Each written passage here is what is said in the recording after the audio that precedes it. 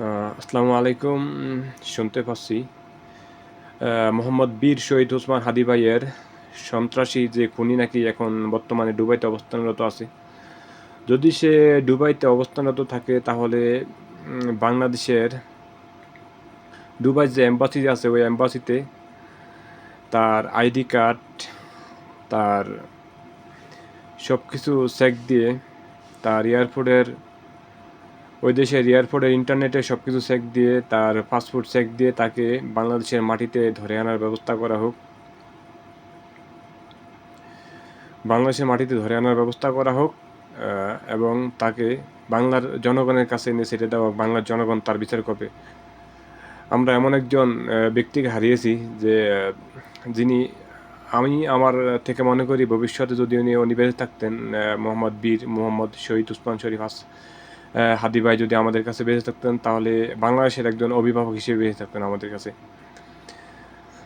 আল্লাহ ওনাকে জান্নাতুল ফেরদাউসের উচ্চ মাকাম দান করুক এবং হানিদের এবং খুনিদের সর্বোচ্চ বিচারের ব্যবস্থা করুক। মহান আল্লাহর কাছে আমার এতটুকু চাওয়া।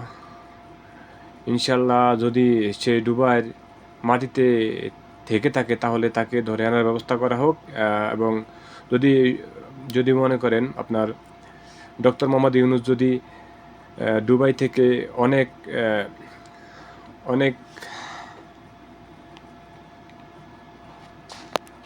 দুবাইয়ের অনেক আসামিদের যদি বাংলাদেশে আনার ব্যবস্থা করতে পারে তাহলে এই খুনিকেও ডক্টর মোহাম্মদ ইউনূস কথা বলে ওই দেশের সরকারের সাথে কথা বলে, দুবাই সরকারের সাথে কথা বলে তাকে আনার ব্যবস্থা করতে পারবে। এবং সে দুবাই অত বড় একটা রাষ্ট্র না, সে যদি 800 হাত মাটির তলে থাকে তাহলে দুবাই থেকে তাকে ধরে আনার ব্যবস্থা করতে পারবে দুবাই সরকার। যদি তার ছবি এবং পাসপোর্ট নাম্বার, তার আইডি কার্ড নাম্বার যদি তাকে দেওয়া হয় ওই দেশে, তাহলে তাকে অবশ্যই ধরে আনার ব্যবস্থা করতে পারবে দুবাই সরকার। আমি আশা করি বাংলাদেশ সরকারের কাছে আমার অনুরোধ, আমাদের প্রিয়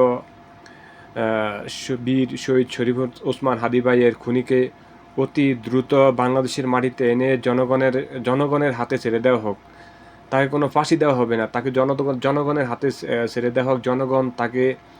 জনগণের মাইট দিয়ে তাকে এমন শাস্তির ব্যবস্থা করবে যেই শাস্তি দেখে বাংলাদেশের কোনো খুনি নতুন করে কাউকে খুন করবার আগে 100 বার ভেবে নেয় যে আমি কাউকে খুন করব কি করব না।